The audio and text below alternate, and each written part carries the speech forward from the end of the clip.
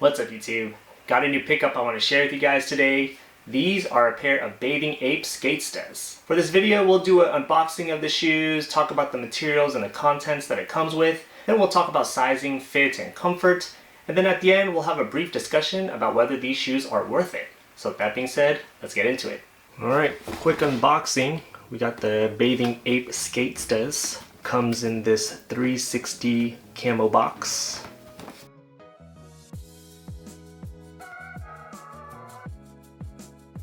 It's a pull-out box, so you got the sizing tag right there.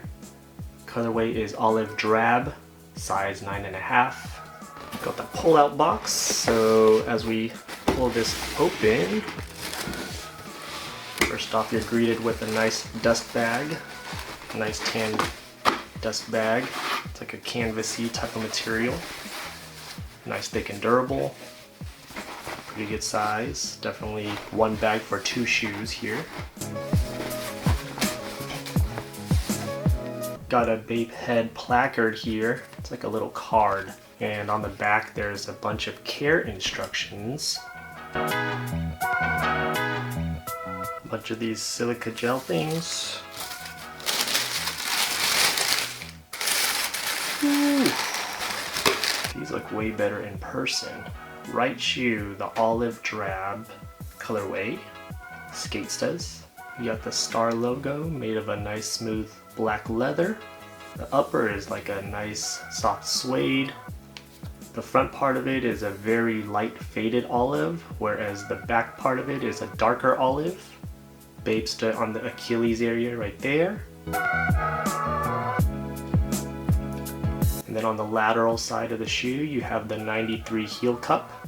Same logo with the black star. In terms of the mid paneling and the toe box, this is a pretty decent feeling leather. Kind of like a pebbled leather to it. And I would say it's definitely more on the plush side of things. Flat laces. Based on the tongue. I like this overall color combination with the olives, the very faded tan / creams. The midsole is a bit on the faded side as well. Got the BAPE on the heel. Again, suede quality on these isn't too bad. When you brush it, it changes colors a little bit, which means it's good. And then the outsole. Really cool star traction pattern right there on the forefoot. BAPE in the middle.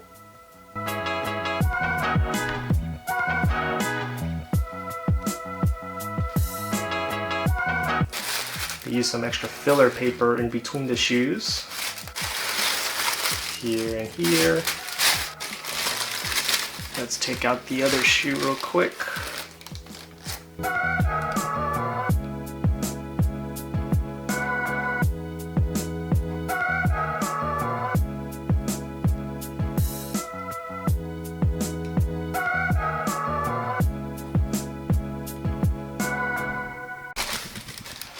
And I think that's it. Oh, on the very bottom there's some hidden extra pair of laces.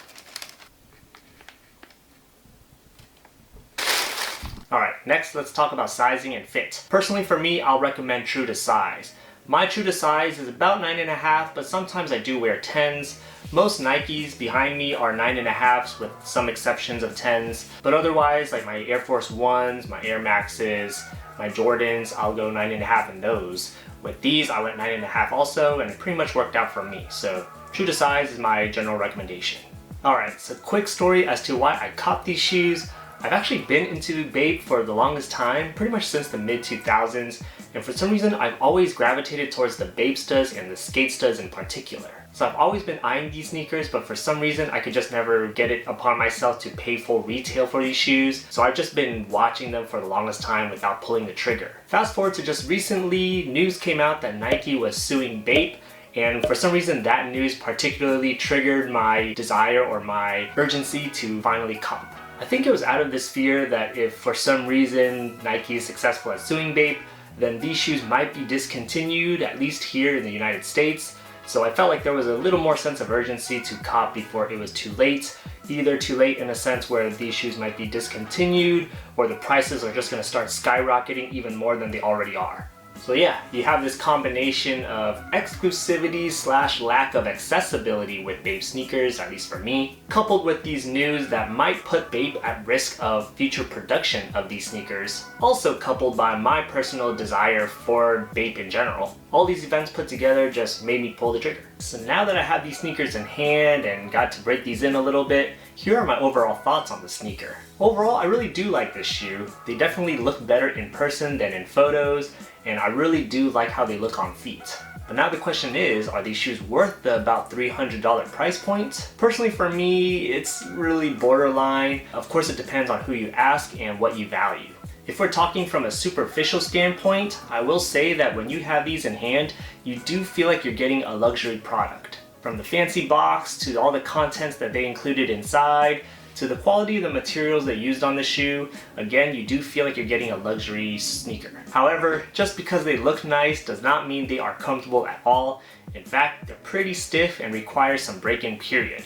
When you have these on feet, they pretty much do feel like just any standard skate shoe. All in all, I do feel like these are pretty much more of an overall novelty purchase. If you're into Japanese streetwear, if you're into owning something from BAPE, if you want a little piece of that history and that little storytelling, then buying these shoes are definitely more along those lines of a novelty purchase. And if you really do like these shoes, I would say that it's really hard to find these shoes for any cheaper anywhere, especially in a more wearable colorway like this one. I would love to hear your thoughts in the comments below. What are your thoughts on Nike suing BAPE? Do you think they have a case? Whose side are you on? And do you think BAPE sneakers are worth the $300 price point? If you made it this far into the video, please do me a huge favor, hit that like button, it'll help me out a lot, and consider subscribing for more content on styles, sneakers, and science.